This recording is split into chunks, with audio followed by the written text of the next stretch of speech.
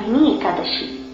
युधिष्ठिर ने पूछा, जनार्दन, वैशाख मास के शुक्ल पक्ष में किस नाम की एकादशी होती है? उसका क्या फल होता है? उसके लिए कौन सी विधि है? भगवान श्री कृष्ण बोले, धर्मराज, पूर्व काल में परम बुद्धिमान श्री रामचंद्र जी ने महर्षि वशिष्ठ जी से यही बात पूछी थी जिसे आज तुम मुझसे पूछ रहे हो। श्री राम ने कहा, भगवान, जो समस्त पापों का क्षय तथा सब प्रकार के दुखों का निवारण करने वाला व्रतों में उत्तम व्रत हो, उसे मैं सुनना चाहता हूँ। वशिष्ठ जी बोले, श्री राम, तुमने बहुत उत्तम बात पूछी है। मनुष्य तुम्हारा नाम लेने से ही सब पापों से शुद्ध हो जाता है। तथापि लोगों के हित की इच्छा से मैं पवित्रों में पवित्र उत्तम व्रत का वर्णन करूंगा। वैशाख मास के शुक्ल पक्ष में जो एकादशी होती है उसका नाम मोहिनी है। वह सब पापों को हरने वाली और उत्तम है। उसके व्रत के प्रभाव से मनुष्य मोह जाल तथा पातक समूह से छुटकारा पा जाते हैं। सरस्वती नदी के रमणीय तट पर भद्रावती नाम की सुंदर नगरी है। वहाँ धृतिमान नामक राजा, जो चंद्रवंश में उत्पन्न और सत्य प्रतिज्ञ थे, राज्य करते थे।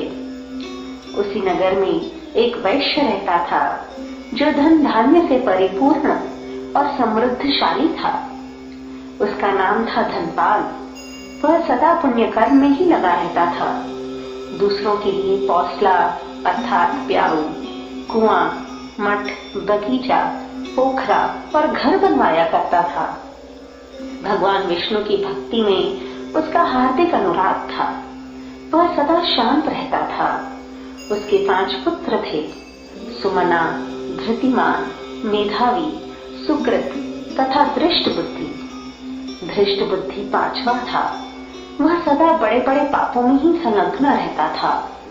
जुए आदि दुर्व्यसनों में उसकी बड़ी आसक्ति थी। वह वैश्याओं से मिलने के लिए लालायित रहता था।